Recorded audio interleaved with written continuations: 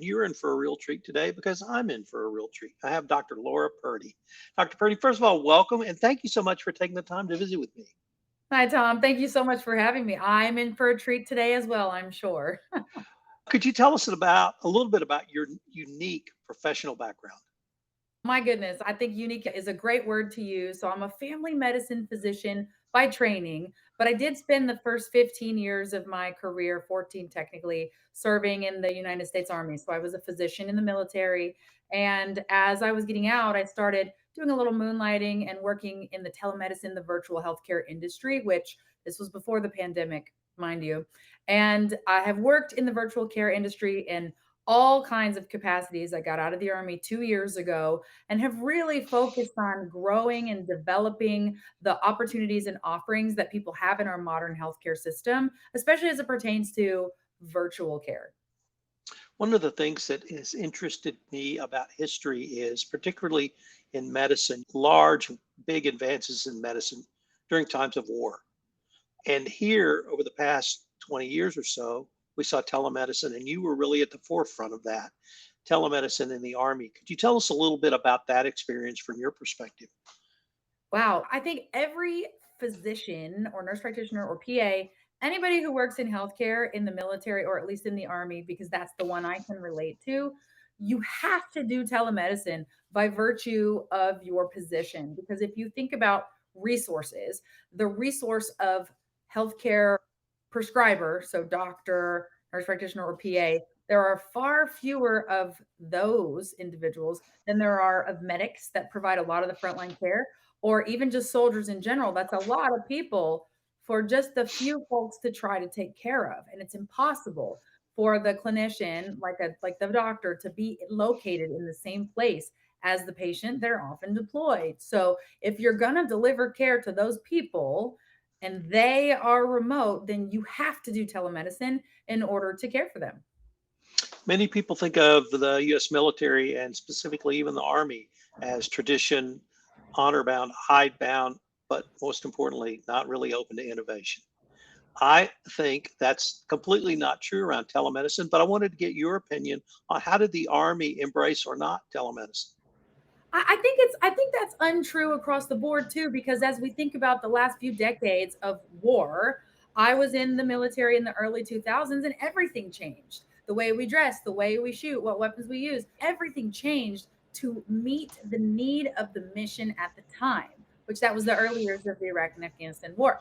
And in healthcare, it's the same way. And in military medicine, it's the same way. And I find, or at least I could say I found at the time when I was there, that I think they were very open to innovation because you have to accomplish the mission. You have to take care of your soldiers, which are one of your biggest warfighting assets. And so, figuring out how to get creative using technology, medications, and what you have available with budget and supply constraints, I think it's a great breeding ground for innovation. And I don't think that the Army as a whole, I don't think was ever in opposition to providing that care remotely, but did uphold a high standard to make sure that it was done safely.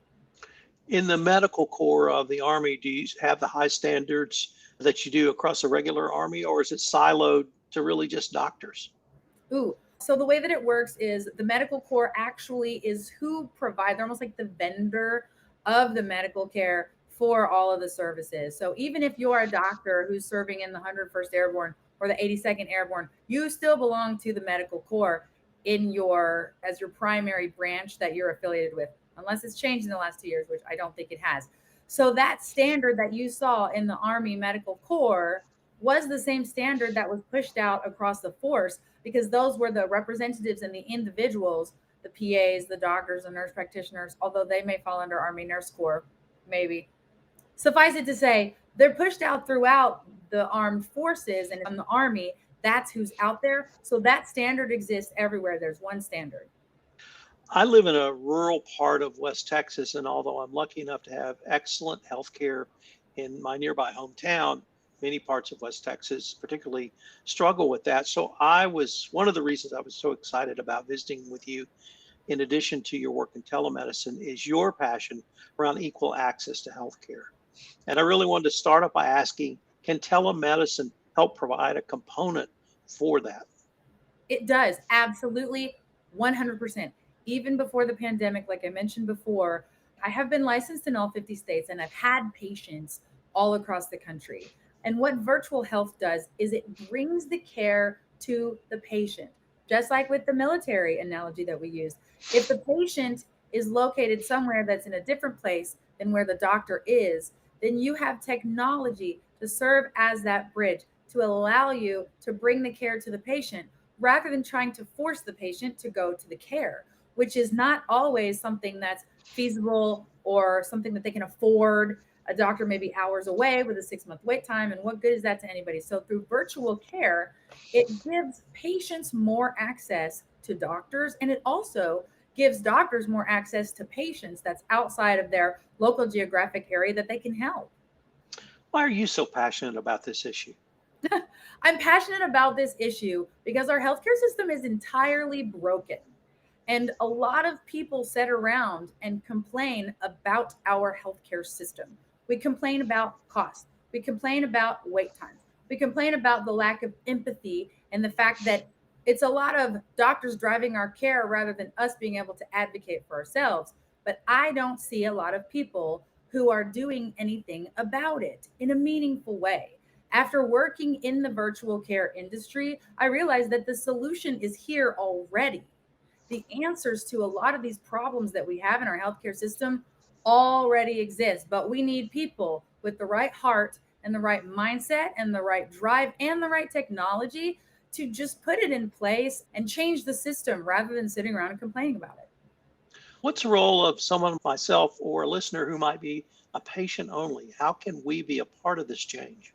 What you can do is you can try it. If you've never used virtual care or telemedicine, especially cash pay services, because the sad reality is if you want to use your insurance for telemedicine, the insurance companies, it's prohibitive. They put up every barrier that they possibly can to force you back into the hospital and force you back into the clinic, or they are not interested in some of the more progressive, innovative, technologically savvy ways of delivering telemedicine. So a lot of the work that I do completely circumvents insurance and just goes straight to cash pay because that's where we have the ability to really provide the care where it's needed, when it's needed, and how it's needed, to whom it's needed. So for you as a patient, I would encourage you to try it. And if you try it and you have a bad experience, try again. It's very capitalistic. And so you get a choice in your quality of care. It's not like insurance where you're stuck with your one doctor. And if they're the worst doctor you've ever had, you have to keep seeing them forever miserably. You get to pick and choose and you get to be in charge of that care. I would recommend that you tell your friends and family about it. You can follow me on Instagram because we're starting a movement and we're drawing in all of the people who believe in change in our institutional healthcare system and be a part of it with us. What do you understand is the reluctance of the insurance industry to embrace it? That they are as cost conscious as any industry I know. And it seems to me that you potentially could deliver a more effective, cost conscious service through telemedicine. The problem is a lack of knowledge and a lack of understanding. I have talked to representatives, usually in the investigation department, because they have a lot of questions about people who try to do things innovatively and differently. And I welcome all of those questions. I answer them all. But it comes from a true lack of understanding. The people who make the laws are people who have never practiced telemedicine before and they don't understand it. The people who write the coverage benefits, which means like what can you get paid for and what does the doctor get paid, they don't understand. They are so entrenched in the archaic former system with which we have all been brought up in that they are genuinely, if I may say, clueless. And it's not their fault. It's not their fault that they have no idea what's going on, but that's because they work for the institution and can't see outside of that tunnel vision. In my research to prepare for this podcast, it was clear to me you are a true evangelist for this, but I also saw what I heard you just say, which is you're an educator and that you try to educate a variety of parties, including insurance companies. Would that be a fair assessment? I educate anyone who will listen. I tried to educate board members. I tried to educate lawmakers. I did some lobbying a couple years ago because I think it's not fair.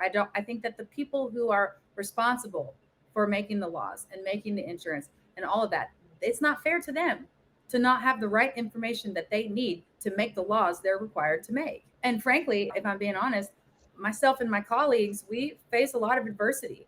We have a lot at risk and we have a lot to lose. And we're often accused of doing the wrong thing because the people who have the power to make those accusations genuinely do not understand. They don't get it how it works. And so I feel like I have a responsibility to educate, because if we cannot start with education, nothing is ever going to change, because the people who have the power to allow change won't understand wow, who, how, when, where, why. That's why we educate. So, what are some of the key areas you would advise a telehealth company on if they wanted to try and scale up? That's really interesting. So the first question is, do you want to take insurance or do you want to be cash pay?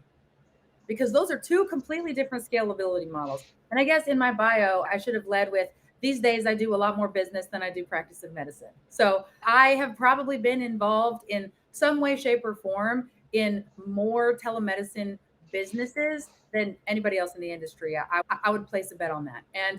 But the question is, do you want to be cash pay or do you want to take insurance? If you want to be cash pay, it's actually very easy to scale, but you need to have an infrastructure, the legal infrastructure, the financial infrastructure, even the technology systems that you use can be an asset or a liability when it comes to scaling. So allowing these companies to set it up right from the beginning, and then they can build and scale and grow on that, is the best thing to do. I think where the overwhelming majority of companies fail is they try to duct tape together rudimentary solutions because they all want to launch. They want to go live right away and start making their money right now. But what they don't realize is that 18 months in, when you've made enough money and you have to change everything, they will take such a big hit and the patients will go elsewhere, and it will hurt their business if they don't make the investment up front to build a scalable system. What are some of the key regulatory issues in this space? There are a few things. Number one is physician licensing. So virtual doctors, virtual NPs, virtual PAs, virtual anything, nurses, physical therapists. The licensing is done on a state by state basis, which means there's 51 different sets of laws that they will absolutely hold you individually responsible for knowing, doctor. And it's an impossible situation. That's because that was said to me at one point. Doctor, you should know these things. And even though there's licensure reciprocity, so 41 different states will give you a license if you have one in another state, but they hold you to different legal standards. And what's against the regulation in one state is not against the regulation in another state. And people rewrite their laws all the time. And we're responsible for knowing that and trying to take care of patients. The second thing, actually, as it pertains to at the federal level, controlled substances, we still haven't figured this out yet. Things like Adderall, things like testosterone, and of course, pain medication, but we prescribe that much less frequently. But still, we have some mess left over from the pandemic. There was a waiver in place so you could do controlled substances everywhere. And now they're talking about doing in person visits before video visit. And there's probably hundreds of thousands of people across the country who've been getting their controlled substances since the pandemic, who in the next year and a half will potentially lose access to that. What are they going to do? And then the third, I think, has to do with the way that the insurance companies think about defining the doctor patient relationship and reimbursing. There is so far to go. I mean, there's a long way to go there. Let me change the focus just a little bit and ask you to reflect on your military career and what do you think that gave you, which allowed you to move into this evangelist role or even just the role of a great primary care physician? Wow. Loaded question, but I think that coming up in the military system, it's a very pure educational system. And when I say pure, what I mean is we as doctors growing up in that system and working in that system, we are not taught to practice medicine according to the insurance company. We're not. We're taught to practice good medicine according to the standard of care, regardless of what Blue Cross Blue Shield or Anthem or all that. We're also not RVU based. Everybody gets a set salary based on their rank and time and grade. And so you're encouraged to have a high standard of care and you don't get paid more for doing more. Third, I think that the military is certainly a resource constrained system. You never have enough time, you never have enough money, you never have enough people, you never have enough supplies. But yet, as officers, because I was an officer, you're put in this new role and expected to make a difference in 2 to 3 years. So I've become a person of decisive action.